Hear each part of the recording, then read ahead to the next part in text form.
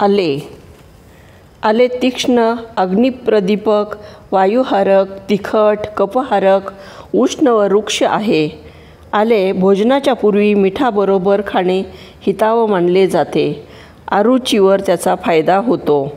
आले व पुदिन्याच्या रसात थोडे सेंदव घालून प्यायल्याने पोटशूळ बरा होतो. अरुची वाढणे, गॅसचा त्रास, करपट ढेकरा येणे, अपचन, भूक न लागणे, मलावरोध होणे यावर सोपा उपाय म्हणजे चमचाभर आल्याच्या रसात तेवढाच लिंबाचा रस घेऊन त्यात थोडे सेंदव घालून रोज सकाळी प्यावे. आले व कांद्याचा रस एकत्र करून चमचाभर प्यायल्याने उलटी बंद होते.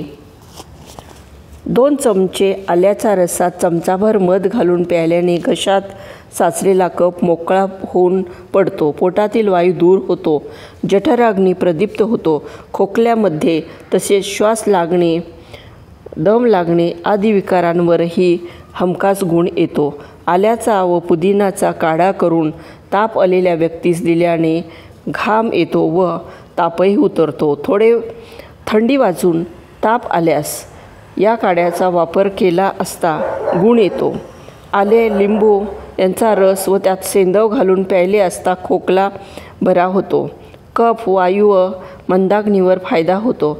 हा रस जेवण्यापूर्वी घेतल्याने अग्नी प्रज्वलित होऊन मुखशुद्धी होते. तसेच भूकही चांगली लागते व खाल्लेल्या अन्नाचे पचन होते. आल्याच्या रसामध्ये 4 पट साखर घालून त्याचा पाक करावा व आलेपाक अत्यंत फायदेशीर ठरतो.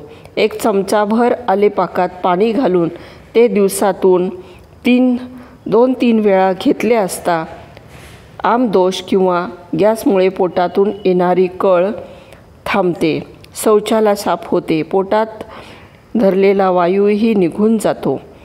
आलेपाकामध्ये वेलची, जायफळ, लवंग घालून हा पाक बरणीमध्ये भरून ठेवावा. दररोज थोडा थोडा पाक आहारातून घेतला असता अग्निवांद्य, अरुची, कफविकार, वायुविकार, आमवृद्धी यावर फायदा होतो.